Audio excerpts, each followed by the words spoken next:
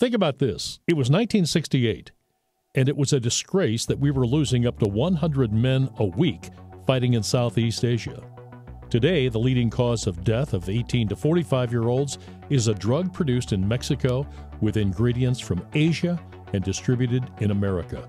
A precipitous drop in life expectancy has been attributed to the synthetic heroin called fentanyl. It's taking lives of men and women alike, as opposed to Vietnam, just taking young men.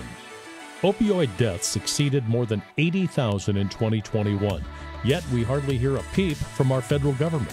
There's been no move to close the border or send troops to wipe out the fentanyl labs or cut off the ingredients supplied mostly by the Chinese.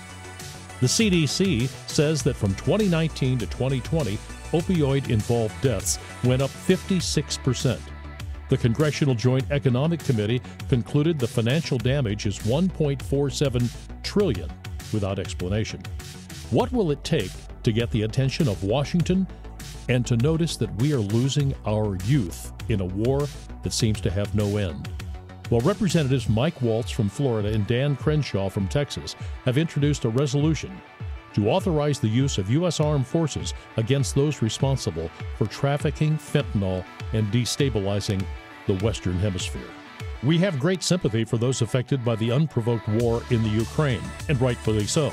But we turn away from the Mexican border where another war is occurring and one that is directly affecting families across the nation.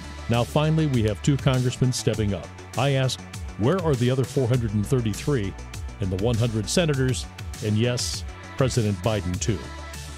That's my story. I'm Dan Rivers. Join me weekday mornings at 9 on 570 WKBN.